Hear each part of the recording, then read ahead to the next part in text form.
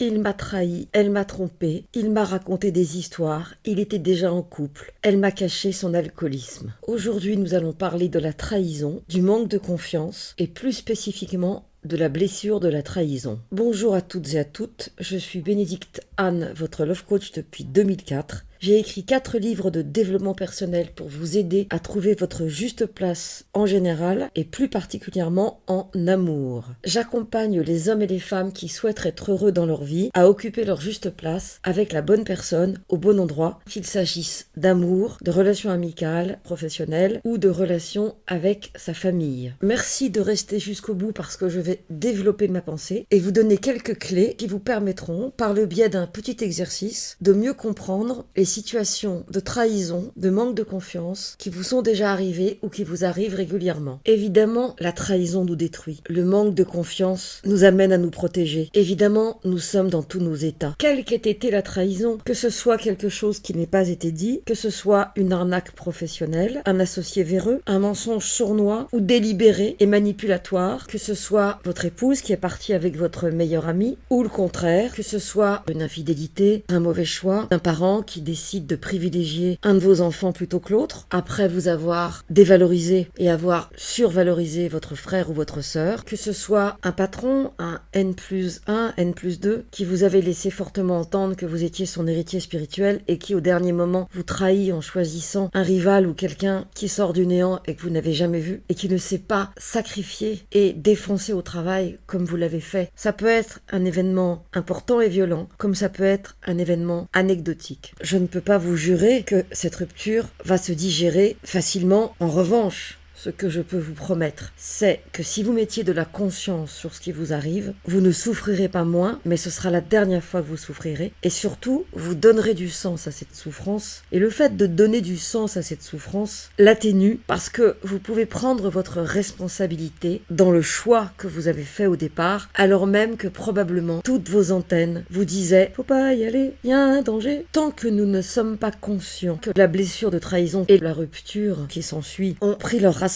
dans l'enfance, nous ne pouvons que compenser, colmater le vide qui s'est installé autour de nous. Et là, je vous renvoie à ma vidéo sur les comportements à dépasser pour être épanoui dans sa vie. Ces comportements sont des consolations qui nous aident à ne pas voir, à ne pas ressentir, bref, à ne pas affronter la peine profonde. La tendance naturelle, c'est le déni, c'est le refus. Nous dépensons des quantités d'énergie pour refouler ces émotions. Nous préférons contrôler, manipuler, nous raconter des histoires, être en colère, accuser, nous venger même parfois, plutôt que d'affronter la violence de ce qui se rejoue pour nous à ce moment-là. Nous ne réalisons pas que la rupture réveille une blessure encore active dans notre vie, que ce qui nous submerge, qui nous fait tellement souffrir et tellement compenser, nous consoler, n'est autre que la blessure originelle, ce que j'appelle la peine profonde, qui se réactive comme un volcan qui se réveillerait, et ce qui nous submerge n'est pas tant la violence de ce que nous vivons au moment de la rupture, mais la réminiscence des premières trahisons,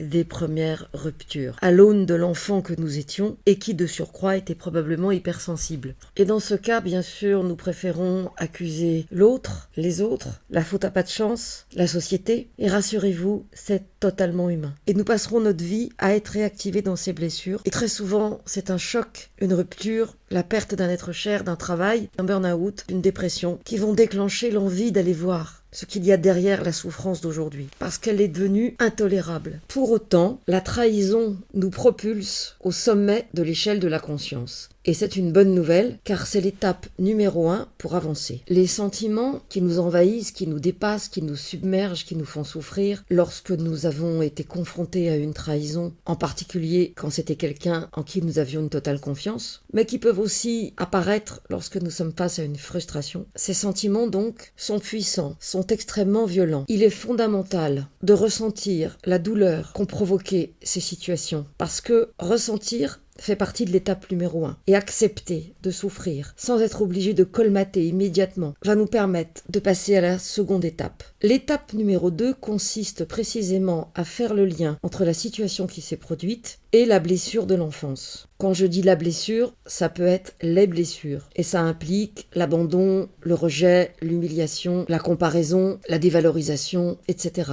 Vous l'avez compris, c'est un grand sac dans lequel chacun va trouver ce qui lui est arrivé, sachant que nous pouvons cumuler plusieurs blessures. Mais au fond, ça n'a pas vraiment d'importance. À partir du moment où ce sont toujours les mêmes blessures qui arrivent sur le devant de la scène. Pour aller un petit peu plus loin, il y a en nous une partie, un enfant terrifié. Vous l'appelez comme vous voulez. Cette partie, cet enfant, a vécu précisément les blessures dont je viens de parler et s'est trouvé désarmé, sans ressources, dans une solitude extrême, à un âge où tout paraît énorme et important. Quelle qu'ait été notre éducation, quels qu'aient été nos parents, leur religion, leurs croyances, l'endroit où nous avons vécu, nous avons tous reçu en héritage des exigences, des demandes, des formatages, des conditionnements, des statuts d'enfant roi ou de vilain petit canard. Je ne le répéterai jamais assez, il n'y a pas de petit trauma. Ce qui compte, ce n'est pas ce que nous avons vécu, c'est la façon dont nous l'avons perçu. Et plus nous continuons à nier ces blessures originelles, plus nous nous trouvons en train de nous comporter avec nous-mêmes exactement comme les personnes qui nous ont éduqués se sont comportées avec nous autrefois. Sauf que aujourd'hui, en tant qu'adultes, nous sommes capables de dire stop.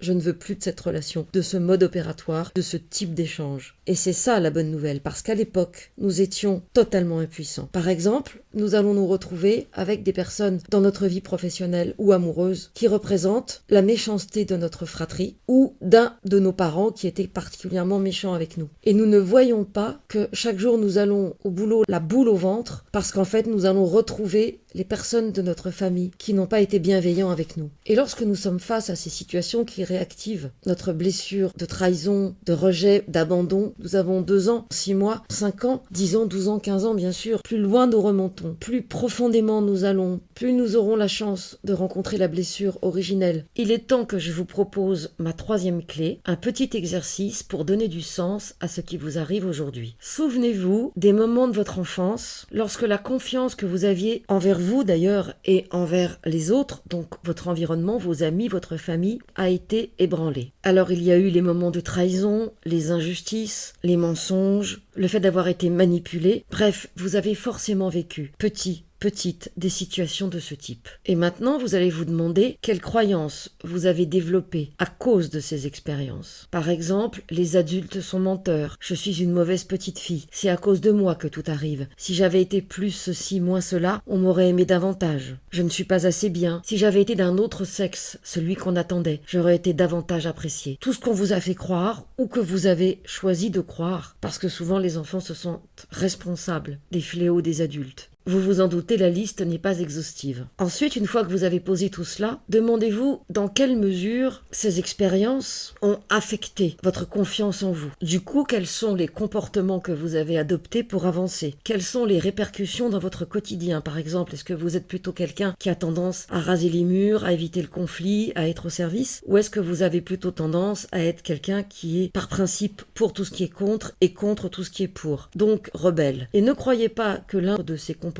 soit plus valorisant que l'autre, car en fait ce sont les 2 faces d'une même médaille. Ce sont 2 systèmes de défense que vous avez mis en place autrefois pour vous suradapter à la demande. Ils vous ont probablement sauvé la vie. Seulement ils n'ont plus lieu d'être aujourd'hui. Et ils sont là pour vous éviter de voir ce que vous ne voulez pas voir. Et ce que vous ne voulez pas voir, c'est la peine qui se cache à l'origine de vos choix amicaux, de vos choix amoureux, professionnels. Et cette peine-là, c'est ce que j'appelle moi le cœur, le noyau. C'est là que tout a commencé. Et c'est cet espace-là que vous êtes invité à visiter pour pouvoir avancer dans votre vie. Si vous n'allez pas à la rencontre de cette peine, de cette part blessée de vous, vous allez faire du surplace. Vous allez vous débrouiller pour tourner autour du pot, mais ne pas y aller. Et le souci, c'est que dans 1 an, dans 2 ans, dans 5 ans, vous serez encore au même point. Pour aller à la rencontre de cette peine, pour donner du sens à vos ruptures, à vos trahisons, aux situations qui se répètent, je vous propose plusieurs pistes de résolution. La première, bien sûr, un coaching avec moi. La seconde, le Love Circle, qui est un groupe de coaching dans lequel je vais vous suivre et vous accompagner jusqu'à ce que vous sortiez de la situation dans laquelle vous êtes coincé en ce moment. Vous pouvez aussi venir au café coaching qui a lieu mercredi 15 septembre à Paris à 19h30 ou participer au webinaire Les 3 secrets pour réussir son casting amoureux qui aura lieu le 19 septembre. C'est un dimanche à 20h et le sous-titre c'est In the Mood for Love positif, car je pense que pour réussir son casting amoureux, il faut être in the mood for love. Merci d'avoir regardé cette vidéo jusqu'au bout. Merci de la liker si elle vous a plu, de la partager si vous pensez qu'elle peut aider quelqu'un de votre environnement. Et à bientôt pour une nouvelle vidéo ou un nouvel audio chaque mardi et chaque vendredi.